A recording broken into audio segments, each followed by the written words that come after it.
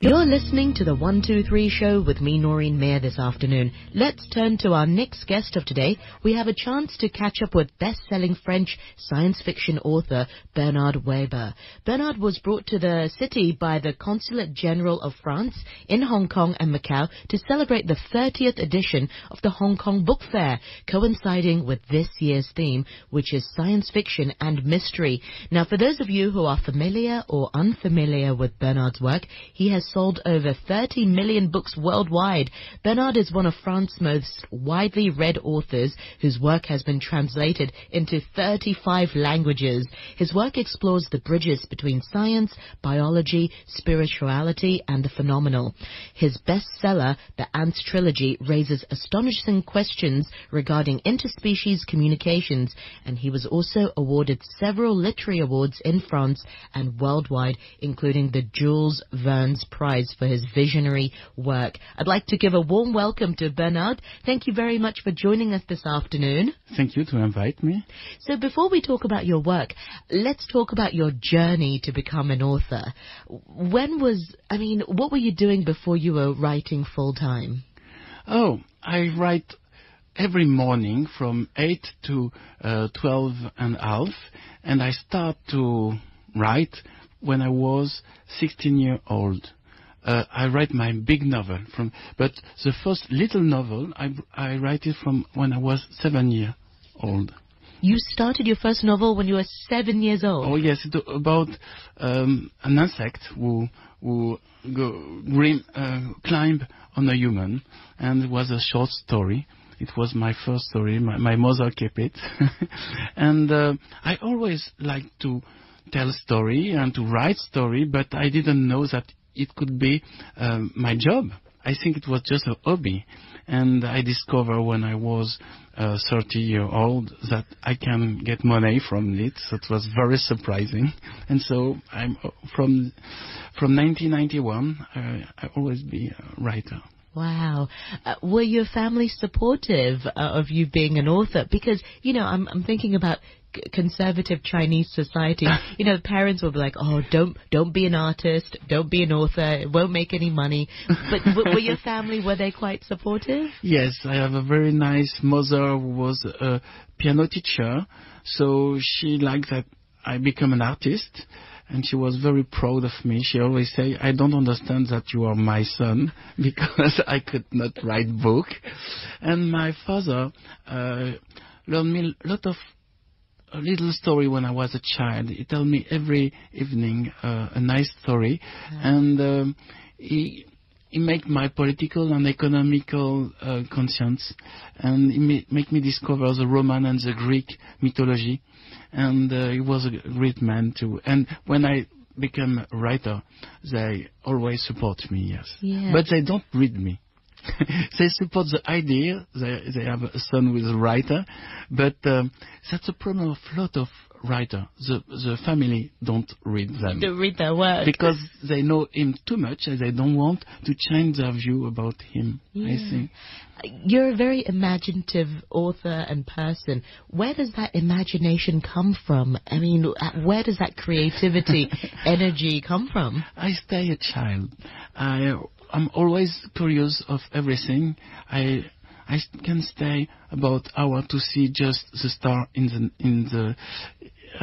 the sky. Yes. And I stay to observe nature, to observe ants and to observe butterfly, and I'm fascinated by the observation of the nature, and from the observation of nature I find a lot of idea. And also I read good science fiction book from Isaac Asimov or Frank Herbert, and it gives me idea. It shows me that you can tell story without realistic necessity. You can imagine and go very far with your brain. Just you have to allow it, and it comes. I think that's amazing. When I look at an ant, I see an insect. I don't think too much about it. It's a civilization. They are on the earth from 120 million and we are on Earth only from 3 million. So they were on Earth before us. Yeah. Well, let's get inside your brain then, Bernard. When you look at insects or when you look at things that regular people look at, what are you thinking about? How do those things give you inspiration for creative work? I don't know. Do you look at the ants and think of characters? And Yes, I think that everything has character. Even the trees have character. Everywhere where there is life, the life is inside. The life is everywhere. And where is the life, there is feelings and there is intelligence. Even in the trees, even in the flower, even in the earth, even in the insect. But it's like a Buddhist philosophy. It's almost poetic the way you're describing. Everything is alive. You just have to connect it. Even, in Star Wars, you remember the moment he says there is a connection with everywhere. For me, it's an evidence. We are connected with everything. And when we destroy something, it hurts you back. But perhaps later. But all what we do have consequence. So if we do good things, we will give back good things. And if you feel I can just looking at you feel what you think and what is in your brain. Yes, it's just a way to be curious and to ask the question: who is this person just in front of me? Who is this insect just in front of me? And at the moment you ask the question, you have a few answers will come. I think it's a very special gift, Bernard, to have that power to imagine a character when you're looking at insects and, like you said, at, inanimate objects. I think it's no doubt you are a celebrated author. People will see the success, but behind the success, there are always challenges. I want to talk about some of the challenges perhaps you experienced as an author. Were there any challenging moments in your writing career? Maybe you have an idea, but the first challenge was to be published. I waited 12 years. I start to send to publisher when I was 16 years old, and I find a publisher when I was 28 years old. So I have to wait 12 years, and I was very lucky to find one publisher who want to publish books about ants, because for everybody ants is a bad subject of a novel.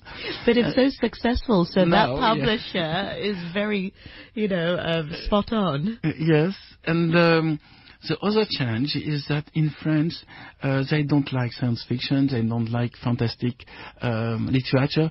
So when I publish my book, there is a lot of young people who discover my book, but the old system, the old literature, French system, don't understand what I speak. They don't understand the interest to speak about ants and about the future and about the trees and about the life. They just think, why don't make a psychological book or psychoanalytic book like everybody in France? So I'm not prophet in my own country. And it's rather in South Korea. There is a very good reaction. You're huge in South Korea. That was very surprising. When I come to Korea, I never know where is geographically Korea. And I discover a fantastic country with nice people, and they understand very well my job and my purpose. But in France, it's just young people who understand. Yeah, and I echo that point also, because I was doing my research and I noticed, of course, many people quote you and interview you, but a lot of the interviews came from South Korea, and I realized you're huge there. Did you expect that kind of success all the way across the world? No, it's the funny of life. You be understood by people you don't know. Totally different culture, different language. I go to Korea every year just to connect. It's like a family. It's like my second country is Korea. And in France, I think I'm the only one who do science fiction and who can be a bestseller, because they think that science fiction and fantastic is just for American and English people or for young people, and we have to change that.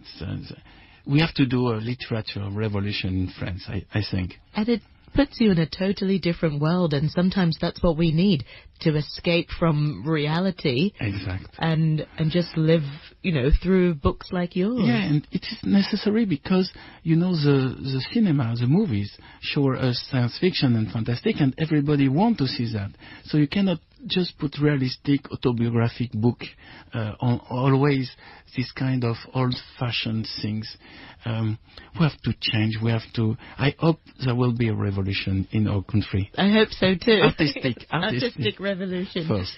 So part of the idea behind science fiction is creativity and imagination. Yes. You recently had a workshop on that here in Hong Kong. Tell us about it. How did it go, and were the people creative who attended?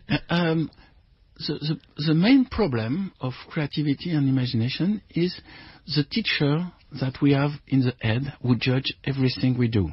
When you want to tell a story or write a story, you have always the remind of the teacher who say, that yes, that no, that's not serious, that's not realistic. People don't like this story. And you have to shut up.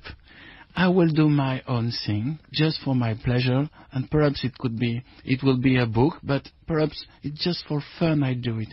So we have to rediscover the pleasure just to write and tell a story like a father to the child. Once upon a time, in a far, far country, it happened fantastic things, and it starts like that. And I think that book is not an intellectual thing. It's a pleasure thing. Read a book. And it's what we have to tell to the young people. It's more intense than movie because you have more time of story than in a movie. In a movie you have 2 hours. In a book you have 10 hours. And 10 hours where you do your own character, your own sound, your own color. So you become creative. A reader is a creative director of movie. Yeah, I totally agree with you. And we started the interview by asking you about your creativity. And you said you stay a child. And you're right. A lot of the times you have to remain faithful to the child inside. But unfortunately, life and business gets in the way, and people hide the inner child, and it becomes, the voice becomes smaller and smaller. And you're absolutely right about books being your own movie. You see the characters in your own mind and how it unfolds, rather than in a film where the character and how they look like is already presented for you. In a book, half of the job is made by the author, and half of the job is made by the reader. Because I never thought of it like, yes. The reader make the speed. He decides if it go fast or slowly. He decide if you write, by example, you see a wonderful woman. It is the reader who make his own picture of the wonderful woman. And your wonderful woman may be different from my wonderful woman. Exactly. So book make people creative and clever, and just movie you are just receptive, you are passive. Yeah. Well, since Bernard, we have you in the studio, let's ask you for some writing tips or some tips in being a successful author. Some of our listeners listening may want to go into publishing. You mentioned just now it took you 12 years to get published. What sort of tips do you have for people who have started writing but just don't know how to get their foot into the door? How to write? You mean? First, everyday rendezvous with writing, even 5 minutes every day. You will understand how to tell a story. Another thing is to tell the story with your voice. When, often I tell the story of my book to everybody who's around me. When just a friend say, what your book about? I will say, okay, at the start of the book it happens that and that and that. And when you tell, you understand how to be more simple, more clear, and what run and what doesn't run. And you have to find the most important thing is to have this dimension of pleasure, like a horse, who is running. Just your spirit is running, and don't try to make good literature. Don't try to make a bestseller. Just write for pleasure, for your own pleasure. And then, if you have a lot of pleasure, you will give pleasure to the reader. I think it's important. It's the most important thing to be sensitive of our own sensation, what you feel during the moment you write. And then to be published, it's more easy now because there is a lot of internet platform, and you just have to make auto edition, and then if people like your story, it will be good. Yeah. You mentioned just now, just to keep writing. What happens when you have an idea but you can't find the right words, or you have writer's block? Do you ever experience that? Never. Really? For me, it's like water will go down a mountain. If it doesn't run on a way, it will turn around. You don't have to. You are blocked if you want to do a good book. If you want to do a good redaction, if you want to have a literature prize, then you will be blocked. But if you are just like a horse, you will not have do the horse stop suddenly? No, it just keeps going. It keeps going, yeah. Okay. Finally, are you working on any projects at the moment? Are you working on anything new right now? My new book, I will finish in Hong Kong, is about cats, and the name is Her Majesty the Cat. And it's about a civilization of cats. I start with the ants, and I finish perhaps with the cats. And it's my second book about cats. I think that cats are very clever and understand things we don't understand. Wow. Okay. I look forward to reading your book, Her Majesty, about cats. Meanwhile, have you got a website or social media that people can find out more about you and follow your work? Yes, I have www.bernardwerber.com. Yes.